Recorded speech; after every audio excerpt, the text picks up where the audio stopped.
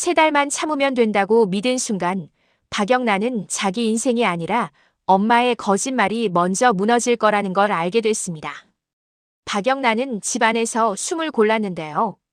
박진석이 내뱉은 3달 안에 데뷔해라는 말은 허락처럼 들리지만 사실은 줄을 매는 말이었죠. 박영란은 그 줄이 목에 걸리는 느낌을 받았고 그 줄을 잡고 있는 손이 아빠 박진석인지 엄마 고성희인지 아니면 둘을 이용하려는 누군지 아직 확신을 못했습니다. 다만 하나는 분명했어요. 박영란은 더 이상 참한 고명딸로 살면 자기 인생이 사라진다는 걸 너무 선명하게 봤거든요. 박진석은 겉으론 진정을 말했지만 속은 이미 전쟁 중이었습니다. 박진석은 박영란가 창문 열고 소리 지르겠다, 의자로 문 부수겠다 말하던 그 순간을 떠올리면서도 화보다 먼저 공포가 올라왔어요. 내 딸이 이렇게까지 몰린 이유를 내가 진짜 모르는 건가? 박진석은 고성희를 쳐다보며 묻고 싶었는데요. 묻는 순간 집이 무너질 것 같아 입을 다물었죠.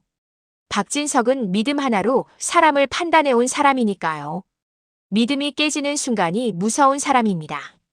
고성희는 더 복잡했습니다. 고성희는 아파서 못 말렸다는 말로 버텼지만 박영란가 던진 질문이 계속 머릿속을 긁었어요. 왜 엄마가 좋은 사람이라고 확신해요? 그 질문은 고성희가 박진석에게 쌓아올린 완벽한 아내의 성을 흔드는 말이었고 고성희가 숨기고 싶었던 지우의 이름까지 끌어올리는 말이기도 했습니다. 고성희는 속으로 계산했어요. 영란의 입을 막아야 한다가 아니라 영란가 입을 열기 전에 박진석의 귀를 붙잡아야 한다고요. 그날 밤 이지환은 집 밖 텐트를 걷어내는데요. 텐트를 걷으면서도 마음이 가벼워지지 않았습니다. 이지환은 박영란을 지키면서도 형 이지혁에게 말하지 않았던 선택이 자꾸 찌르더라고요. 경호하는 사람이지 고자질하는 사람 아니잖아요 라고 말했지만 사실은 그 말이 자기 변명이란 걸 이지환도 알고 있었습니다. 이지환은 박영란에게 물었어요. 영란야, 너 진짜 나갈 거야? 박영란은 짧게 웃더니 더 짧게 말합니다. 오빠, 나 이미 마음은 밖이야. 그 말이 이지환을 멈칫하게 만들었는데요. 이지환은 그때 처음으로 깨달았습니다. 박영란의 싸움은 웹툰이 아니라 숨 쉴 권리였다는 걸요. 그런데 이지환에게는 또 하나의 시한이 있었죠. 사직서 날짜가 양재일 재판 다음 날로 잡혀 있었으니까요. 이지환은 박영란을 지키고 싶었지만 동시에 이지혁의 회사, 이지혁의 가족, 그리고 자신이 쌓아온 살도 놓치고 싶지 않았습니다. 이지환은 마음속에서 매일 같은 질문을 반복했어요. 내가 떠나면 영란은 누가 지키지? 내가 남으면 형은 나를 믿어줄까? 답은 없었고 대신 재판 날짜만 가까워졌습니다. 같은 시각 이지혁은 회사에서 지은호를 불러놓고도 아무 말 못하고 있었는데요.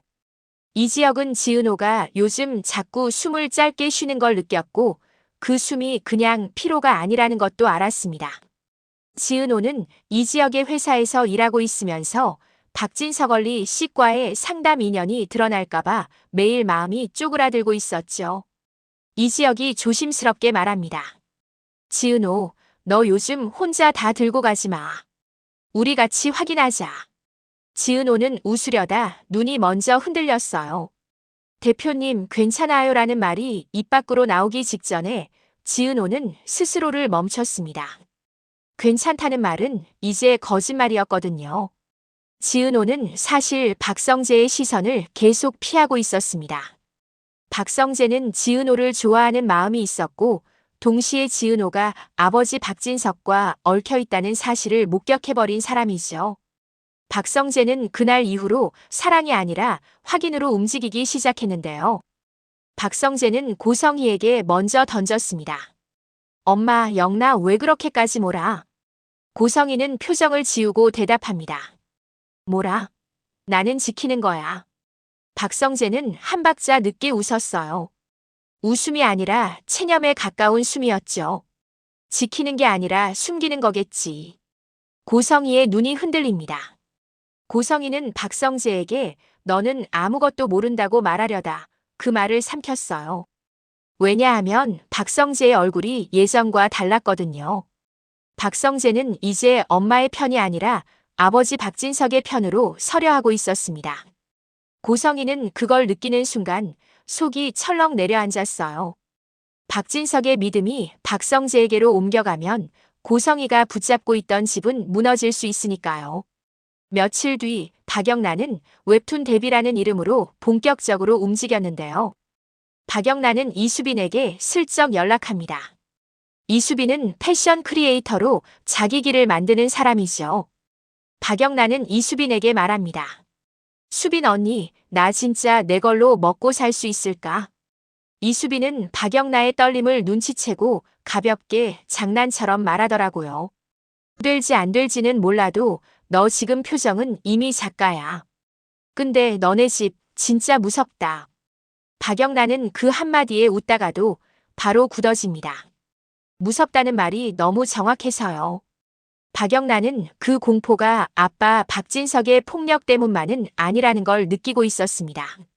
엄마 고성이에 필요한 것도 사랑이라는 말, 그리고 너희들이 날 죽이려고 하는구나라는 말이 자꾸 겹쳤거든요. 누가 누구를 죽인다는 건지 그 말의 방향이 이상했어요. 피해자처럼 말하지만 사실은 먼저 칼을 쥐고 있는 사람 같았으니까요. 여기서 첫 번째 큰 심리적 클라이맥스가 터집니다. 박영란의 메일로 익명의 파일 하나가 도착했는데요. 제목은 단순했습니다. 지우. 박영란은 손이 굳어서 마우스도 잘 안 움직였고 심장은 이상하게 조용했습니다. 무서움이 아니라 드디어 왔구나 같은 느낌이었죠.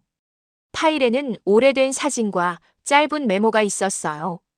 고성의 씨가 버린 딸 지우. 찾고 싶으면 양재일 재판에서 확인해. 박영란은 그 문장을 읽고 바로 숨이 막혔습니다. 엄마 고성이가 버린 딸이 실제였다는 사실보다 그걸 누군가가 재판과 연결해 놓았다는 게 더 무서웠거든요. 박영란은 속으로 계산합니다. 누가 이걸 보내지? 엄마를 무너뜨리려는 사람이면 아빠도 같이 무너질 수 있어. 그럼 내가 지키려는 건 뭐지? 두 번째 클라이맥스는 지은오에게 옵니다. 지은오의 휴대폰으로 모르는 번호가 뜨는데요. 짧은 문장이었습니다. 지은오 씨, 얼리 씨 상담 기록 법정에서 이름이 나올 수도 있어요. 지은오는 손끝이 얼었습니다. 지은오는 박성재를 떠올리고 이지혁을 떠올리고 정순이 엄마를 떠올리고 지강호를 떠올립니다. 지은오는 한 번에 너무 많은 사람을 지키려다가 결국 아무도 못 지킬까봐 무서워졌어요. 지은오는 이지혁에게 말하고 싶었습니다. 대표님, 저 큰일 날 것 같아요. 그런데 지은오는 또 겁이 났어요. 이지혁이 대표로서 회사를 지키려고 들면 지은오를 먼저 잘라낼 수도 있잖아요. 지은오는 이지혁을 믿고 싶은데 믿음이 깨질까봐 말을 못 꺼내는 사람이 돼버렸습니다. 박진석은 재판이 가까워질수록 더 무서운 방식으로 조용해졌습니다. 박진석은 고성희에게 재판 끝나면 모든 게 정리될 거야 라고 말했는데요. 고성희는 그 말이 위로가 아니라 경고로 들렸습니다. 박진석의 정리는 늘 칼 같은 정리였으니까요. 고성희는 결국 박성재를 찾아가서 부탁처럼 말합니다. 성재야, 아버지 너무 몰아붙이지 마. 박성재는 고성희를 보며 조용히 되묻습니다. 엄마, 내가 아버지를 몰아붙이는 게 아니고 엄마가 아버지를 속인 거면 그게 더 잔인한 거 아니야. 고성희는 그 자리에서 말문이 막혔고 박성재는 그 침묵이 인정처럼 들렸습니다. 박성재는 마음이 흔들리면서도 더 단단해집니다. 박성재는 이제 엄마를 보호하는 아들이 아니라 아버지의 세계를 지키려는 아들이 되려고 했습니다. 그런데 그 선택이 사실상 고성희의 목을 조르는 선택이라는 걸 박성재도 알고 있었어요. 그래서 더 괴로웠습니다.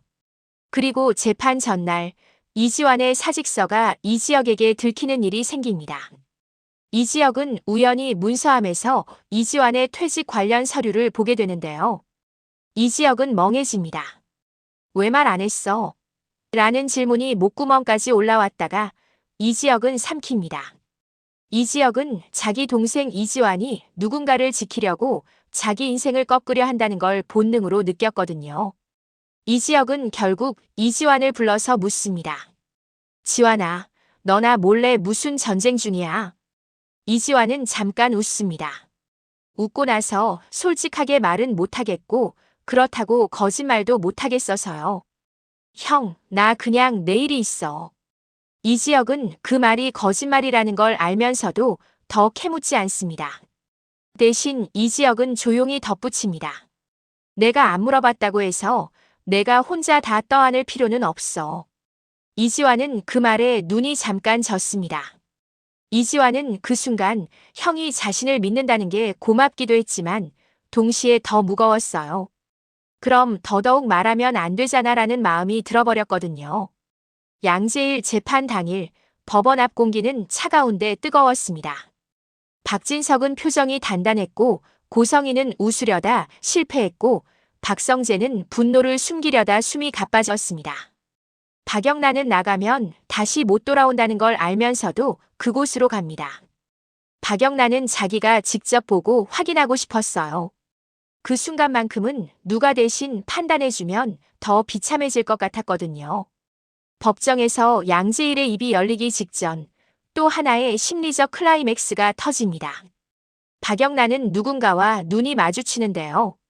낯선 여자인데 낯설지 않은 눈빛이었습니다. 그 여자는 박영란을 보자마자 아주 작게 고개를 끄덕이더니 입모양으로 한 단어를 말합니다. 지우. 박영란은 그 자리에서 다리가 풀릴 뻔합니다. 저 사람이 지우야? 아니면 지우를 아는 사람이야? 머리가 하얘지는데요. 동시에 박진석이 그 여자를 알아본 듯 시선이 흔들립니다. 박진석이 흔들리는 걸 본 순간 박영란은 확신합니다. 아빠도 알고 있었네. 아빠도 몰랐던 게 아니었네. 그 확신이 박영란의 가슴을 찢습니다. 배신감이 아니라 허무함이었어요. 그럼 나는 대체 뭘 위해 얌전하게 살았지? 양재일은 증언대에서 고성희의 이름을 꺼내려다 멈칫합니다. 그리고 다음 문장을 삼키듯 말하죠. 그때 회장님 댁에서 애 하나가. 그 말이 끝나기도 전에 고성희의 손이 떨립니다. 박성재는 고성희를 바라보며 입술을 깨물고 박진석은 눈을 감았다 뜹니다. 박진석은 그 순간 결심합니다. 오늘 끝내겠다고요. 믿음이 무너질 거면 자기 손으로 무너뜨리겠다고요. 하지만 작정한 사람 앞에도 변수가 생기는데요. 그 변수는 지은호였습니다. 지은호는 법원 근처에서 이지혁의 전화를 받습니다. 이지혁은 지은호에게 평소보다 낮은 목소리로 말합니다. 지은호, 지금 어디야? 너 나랑 이야기해야 해. 지은호는 대답을 못합니다. 대답하면 이지혁이 여기까지 올 것 같았고 이지혁이 오면 박성재도 같이 올 것 같았고 그럼 지은호의 상담 비밀이 폭발할 것 같았거든요. 지은호는 끝내 전화를 끊습니다.